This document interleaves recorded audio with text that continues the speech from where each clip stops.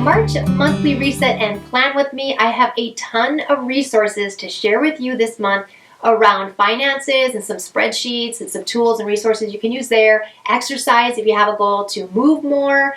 Habit tracker, I did narrow it down to one. I have it all filled out for my monthly, my weekly, and my daily habits. I'm going to show you that one. And if you are new to me, hello, my name is Berta. I am a Mayo Clinic trained and board certified health and wellness professional, and where I specialize is behavior change, health behavior change. I use the science of happiness, the science of motivation, the science of behavior change to help people do that. And so with regards to these resets and these plan with me videos, I want to keep on that theme of kind of teaching and sharing things that I know to help you be your best self. So let's go ahead and get started. Up first is going to be the reflection piece. I won't dive too deep into this one because I explained it in detail in my last reset. So I'll link that video below. But if you are new to a reflection piece, this was my inspiration, and it's called a look back that was in the planner that I bought for this year, one of them. So I still will link my top 5 planner videos. And this is one that has some questions and some reflections that you can basically ask yourself each month. But more so, you guys, what I do is every single night I have this planner, which is still available. I checked. It's $10 from Walmart. I absolutely love this thing. I basically just open this thing up every single night. I write down some things that I'm grateful for, and I love this thing. But also that journal that I mentioned that you'll be able to download. So I created this heart journal, and this is based off of an exercise that Dr. Rachel Remen had created about helping us find meaning that already exists in our life. So these are specific journal prompts. Now I just use this on GoodNotes on my iPad. You'll see the journal prompts here. You can capture these.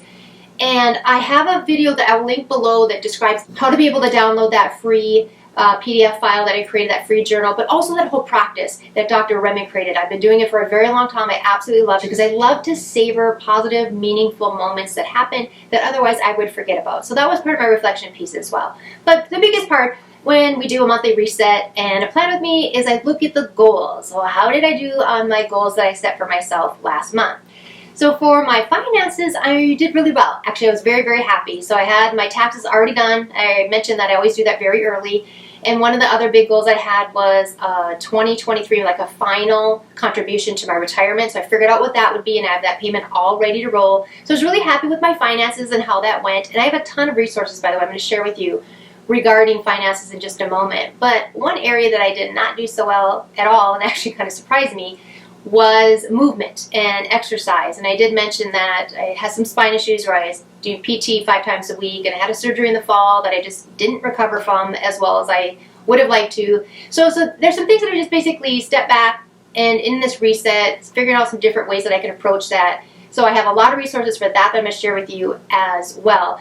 And let's see, decluttering. I have a big goal to declutter. I did really well with that as well, so I was happy about that. I did teach my rescue dog a new trick. He knows how to roll over. So some of the fun ones that I had too. So I basically would just look at what my goals were from last month, and I would encourage you to do that as part of your reflection piece as well. But let's go ahead and dive into the 3 big areas I want to talk to you about today and share a ton of free resources. And it would be finances, exercise and movement if you have those as goals, but then that habit tracker where it can be any area of your life. For me, I have personal goals on there, I have my business goals on there, but I also have my health and wellness goals and finance goals and things like that as well, kind of broken up. So I'll show you that in just a moment.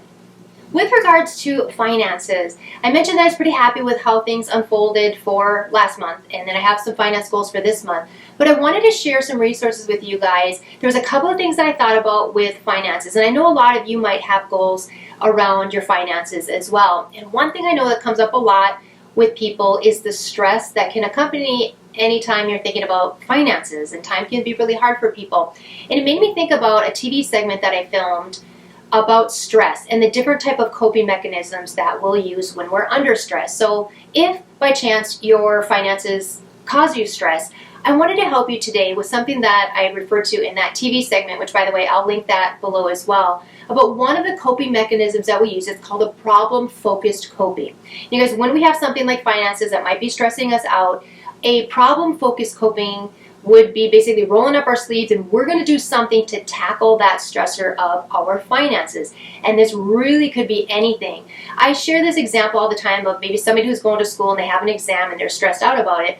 A problem-focused coping mechanism would be to study, so they address the stressor. With finances, it could be creating a budget. It could be maybe calling a credit card company to ask them to lower your interest rate. It might be just exploring budgets. Go on Etsy and see what might appeal to you in a way to maybe capture your finances, calling your finance institution, your literacy and education, or just a ton of different ways that you might just at least tiptoe into a problem-focused coping mechanism where you can start to address the stress that comes along maybe with your finances. So that was one resource I wanted to share with you, is just to maybe help you figure out a way to start addressing that stressor that might be your finances. But also what I wanted to share with you today, whether I was going through creating my VIP to send out tomorrow, and if you don't know what that is, it's a free resource that I send on the first of every month to everyone that's on my VIP list.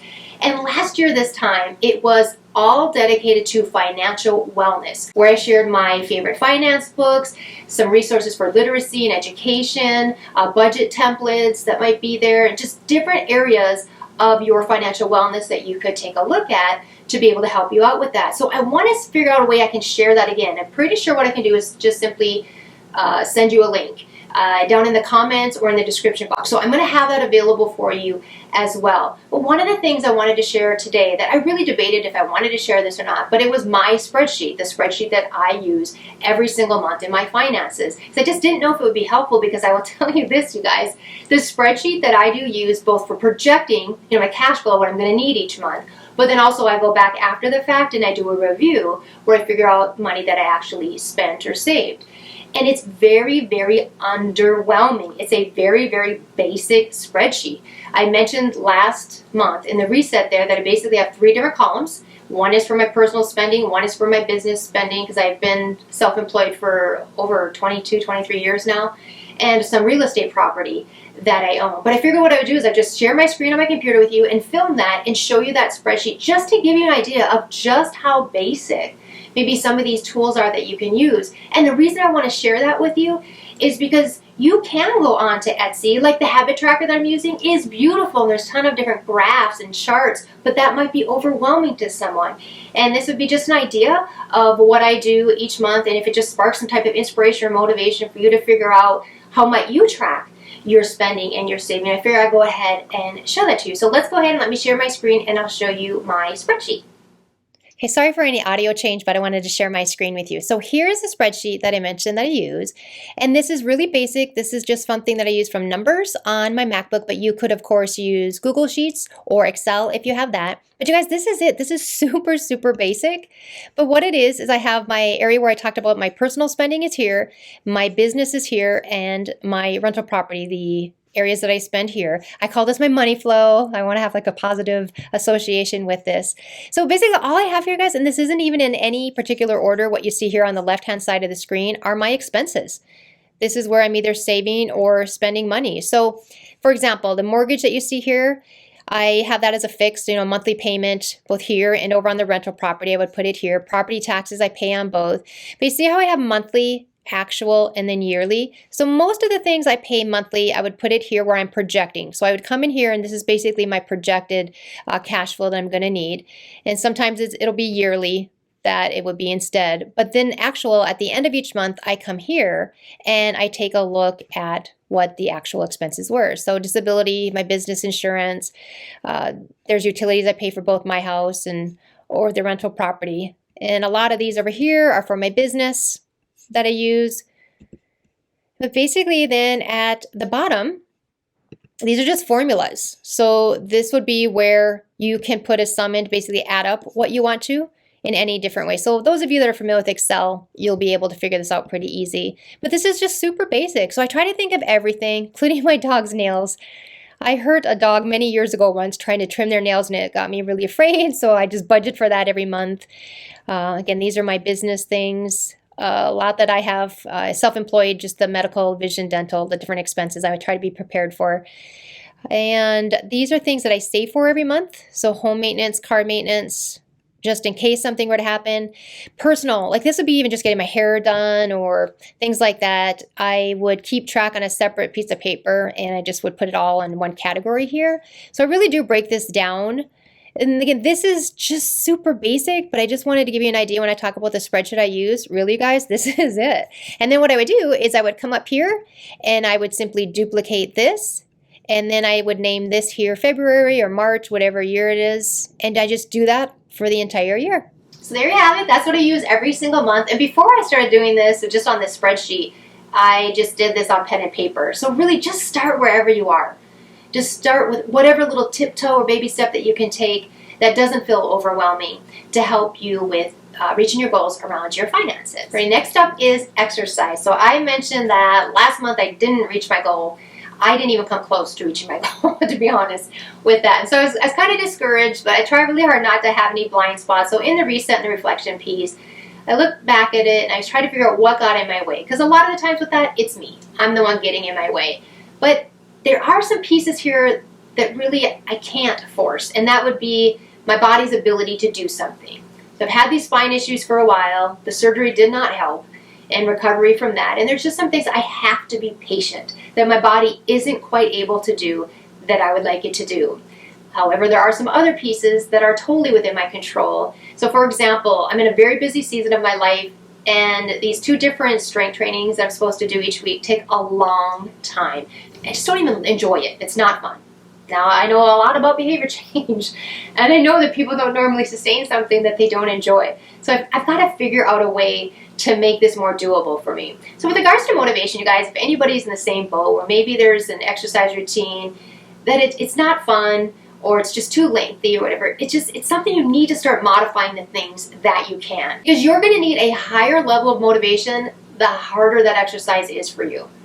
And so you need to do things that you can manipulate those environments, the time that you do them in, how do you make them fun, recognize the ability that you're at, just dial it down a little bit if you need to, so that your motivation will naturally be higher if you have more confidence in your ability to do those exercises. So there's a bunch of different things that come into play here. If you have a goal to move more, if you have a goal that you want to exercise more, I definitely have a ton of resources for you on that. In fact, Sunday's video is I'm sharing 5 different ways that busy people fit exercise into their day, and this is from guidance from Harvard Health. So subscribe to my channel if you like content like that, because that'll be coming your way. But I'm also going to link a video down below that I filmed, I think it was January, that if you've not been active for quite some time and you would like to be, there is a sequence, 3 parts that I help people with when they're in that situation, and I cover that in that video, especially what's most important is what you do first. So maybe take a look at that. But I just wanted to share with you my approach on this. So if you're someone who maybe you set out New Year's resolutions to be more active in exercise and it hasn't gone the way you'd hoped,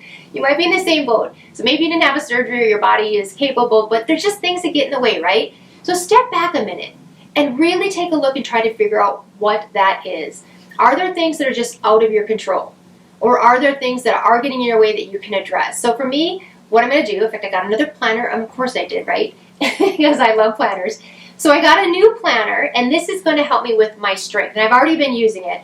But basically, this has an area that's very common for anybody that does strength training, where you can list the exercise, how many sets, what the weight is, and for me it's a color of a band because I have to use bands. And then it has some area down below that I like for my cardiovascular health that I'm going to keep track of. But what I'm going to do is I have this routine, this strength routine, that I only have to do twice a week, but it takes me over an hour to do it. But I asked my physical therapist, and there's no reason I can't maybe break this up into 4 days. So I can do one section 2 times a week, and they could just be shorter periods that I actually work out. So I'm going to step back and experiment, basically. That's what I'm going to do, and it's what I'd recommend you do too.